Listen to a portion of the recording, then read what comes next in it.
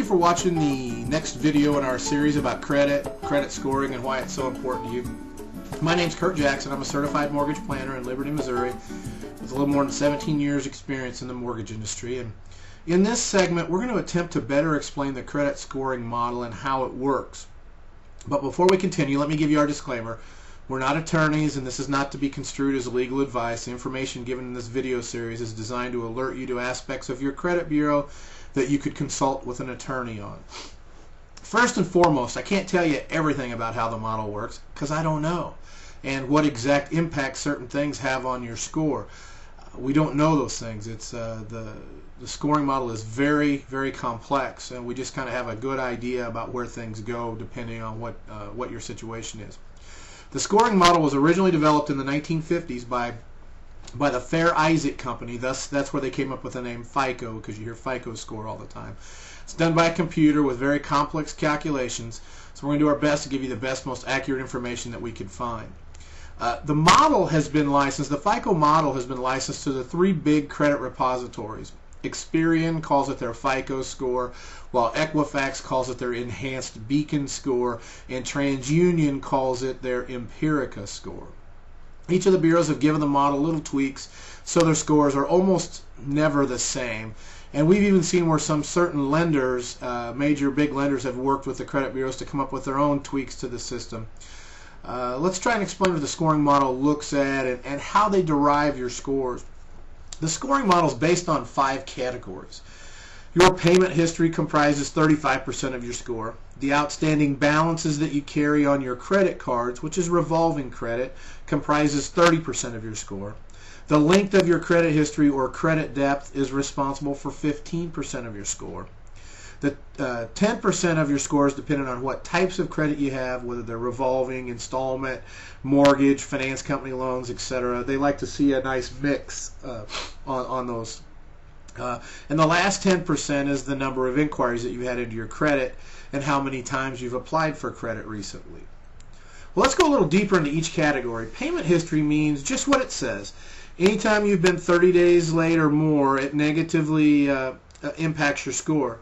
They report late payments in 30-day increments. So a 30-day payment is less severe than a 60-day late, which is less severe than a 90-day late, so forth. So when you don't pay an account, there could be what they call a charge-off, which is what the creditor does to take your bad debt off the books. Doesn't mean you're not liable. You're still liable. They don't want to carry those bad debts on their books, and they're required by law to take those off after a certain period of time. Now, when they do that, they either sell the debt to a collection agency for pennies on the dollar, or they'll file a judgment. Now, both of these are bad, and they're worse than just having late payments. And if you go, anything derogatory, even more so, like bankruptcies, tax liens, foreclosures, and repossessions, will cause big drops in your credit score. So obviously, you want to pay everybody on time and in full. Outstanding balances carried on as our next area, and those are basically what they're looking at, is what's carried on your revolving or credit cards. These can impact your score more or less depending on how much your balances are to your credit limit.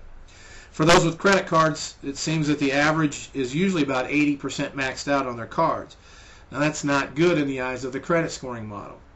Obviously, having a zero balance is best for your score, but the score starts to drop at 10% of your when your balance is 10% of your credit limit, and pretty much each 10% increment after that.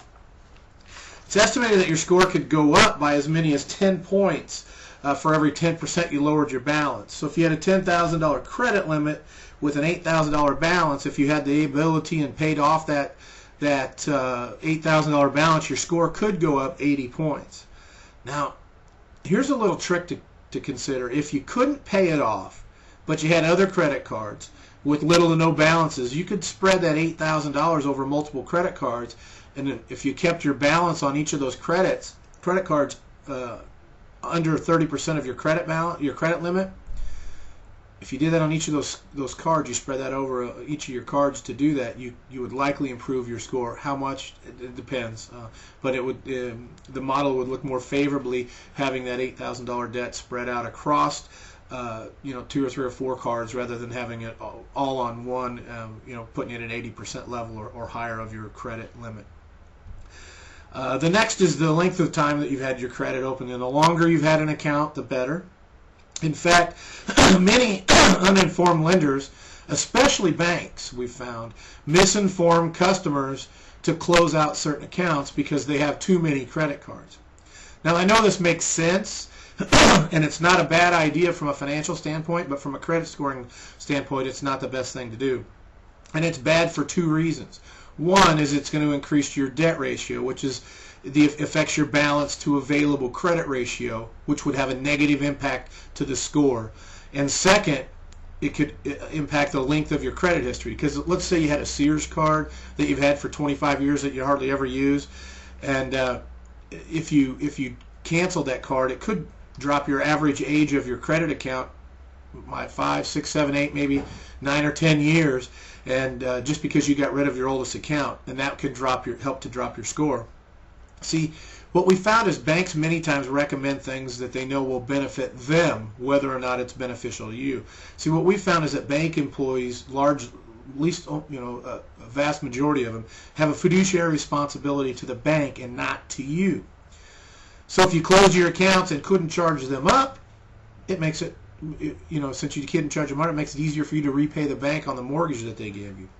Also, closing those accounts could lower your credit score, thus meaning you qualify for a higher rate, so the bank gets a better return on the mortgage. That's not in your best interest, so don't close those accounts. The next is the types of credit. What we found when it comes to types of credit is that having 2 to 4 credit cards is optimal. The credit score model likes to see different types of credit: mortgages, auto loans, credit cards. Now, that doesn't mean to go out and get a loan that you don't need.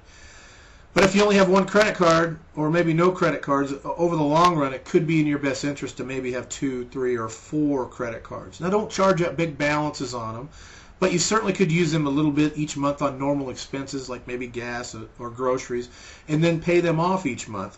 Just make sure you do it before the date that they start charging you interest. There's usually a little grace period there. So this will show a payment history and responsible use of credit. And if you can't qualify for a credit card, we do have a list of secured cards that you can use to build or rebuild your credit, and we share that with all of our clients. Lastly, the number of times that you apply for credit in a year can negatively impact your score. Now, when you're shopping for a car or a home, which are 2 major purchases, they say that you can pull your credit with other car dealers or mortgage lenders within a 45-day period without seeing your score go up or down. We've seen it both ways. We've also heard 14 days. It says 45, but if you start going out and applying it at a bunch of different places, even though that says this, in reality, we've seen scores where they've gone down there because of that. It's also you only get dinged on your first 10 inquiries in a year. It could drop you between 2 and 50 points depending on the rest of your situation. But what we found is that inquiries over 10 in a year don't penalize you any more than those first 10 did. The scoring model does go from 300 to 850.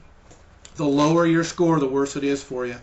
The levels of credit scores have been going under tremendous change recently, and that's one of the reasons why we're doing this video series. And we're going to go deeper into that in future segments. So I wanted to thank you for tuning into this segment of our credit scoring seminar. Make sure you tune in to the next installment. And as you can see, there's a way of contacting us up there on your screen right now. So if you have any questions, you can email us or call us at the email addresses or the email address or the phone number up there. We would welcome those calls and would love to try to help you if we can.